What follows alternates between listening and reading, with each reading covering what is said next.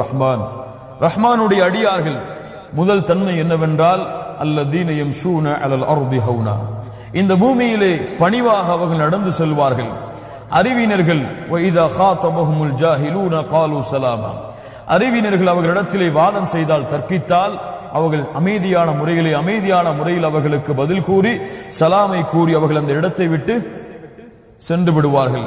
இரவுடைய நேரங்களில் மூன்றாவது தன்மை, இரவுடைய நேரங்களில் அவர்கள் நின்ற நிலையிலும் சுஜூதுடைய நிலையிலும் ரஹ்மானுக்கு முன்னால் அல்லாஹ்வை ரப்பை வணங்கி கொண்டிருப்பார்கள்.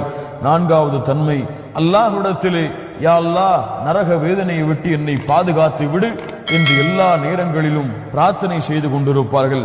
ஐந்தாவது தன்மை, அல்லாஹ்வுடைய பாதையில் செலவு செய்தால் வீண் விரயம் செய்ய மாட்டார்கள், கஞ்சத்தனத்தையும் காட்ட மாட்டார்கள். அதற்கு இடைப்பட்ட நிலையில் அல்லாஹ்வுடைய மார்க்கத்திற்காக செலவு செய்வார்கள். ஆறாவது தன்மை, அல்லாஹ்வை தவிர வேறு யாரையும் அவர்கள் அழைக்க மாட்டார்கள்.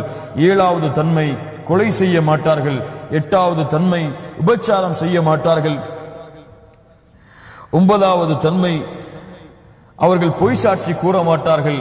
பத்தாவது தன்மை, அதாவது வீணான கண்ணியம் இல்லாத இடங்களுக்கு அவர்கள் செய்தால், வீணான காரியங்கள் நடக்கக்கூடிய இடங்களுக்கோ செயல்களை அவர்கள் பார்த்தால் அதை விட்டு கண்ணியமான முறையில் அவர்கள் கடந்து சென்று விடுவார்கள்.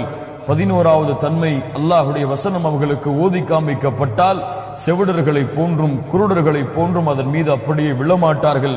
12வது தன்மை, அல்லாஹ்விடத்திலே தன்னுடைய குடும்பத்தை, அல்லாஹ் என்னுடைய மனைவிமார்களை குழந்தைகளை என்னுடைய கண்களின் குளிர்ச்சியாக ஆக்கு, முத்தக்கின்களுக்கு இமாமாக எங்களை ஆக்கு என்று அல்லாஹ்வை அழைத்து கொண்டிருப்பார்கள். இந்த 12 தன்மைகள் ரஹ்மானுடைய அடியார்களுடைய தன்மைகள். இவர்கள் சாதாரணமான அல்லாஹ்வுடைய அடியார்கள் அல்ல.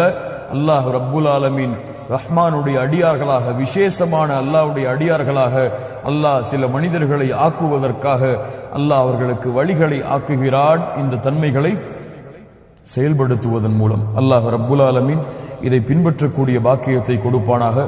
அல்லாஹ் ரப்புல் ஆலமீன் கூறியது போல நரகத்தில் இருந்து எம்மை பாதுகாத்து சொர்க்கத்திலே நுழைவிக்கக்கூடிய அமல்களை நாம் தேடுவோமாக. யார் நரகத்திலே நுழைந்தார்களோ, குறைவாக நுழைந்தாலும் சரி, அதனுடைய வாசனையை நுகர்ந்தாலும் சரி, அதை விட கேவலம் எதுவும் இல்லை. யார் சொர்க்கத்திலே நுழைந்தார்களோ அவர்கள்தான் நிச்சயமாக வெற்றியாளர்கள்.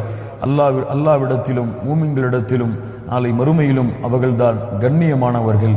அல்லாஹ் ரப்புல் ஆலமீன் அந்த சொர்க்கத்தை அடையக்கூடிய பாக்கியத்தை கொடுப்பானாக. இந்த தன்மைகளை கேட்டோம் கண்ணியத்துக்குரியவர்களை, மீண்டும் நீங்கள் சென்று குர்ஆனை திறந்து இந்த தன்மைகளை மீண்டும் ஒரு முறை படியுங்கள். வீடுகளுக்கு சென்றால் உங்களுடைய மனைவிகளையும் குழந்தைகளையும் உங்களுடைய உறவினர்களையும் அழைத்து இந்த தன்மைகளை அவர்களுக்கு படித்து காட்டி அவர்களுக்கு எழுத கூறி, இதிலே நீ இருக்கிறாய், எந்த தன்மை உனக்கு தேவைப்படுகிறது, இன்னும் ரஹ்மானுடைய அடியார்களில் உன் பெயரை சேர்ப்பதற்கு என்று சோதிட்டு அதை நாம் செயல்படுத்துவதற்கு பிறரையும் ஏவுவோமாக. அல்லாஹ் ரப்புல் ஆலமீன் அதற்கு அருள் செய்வார்.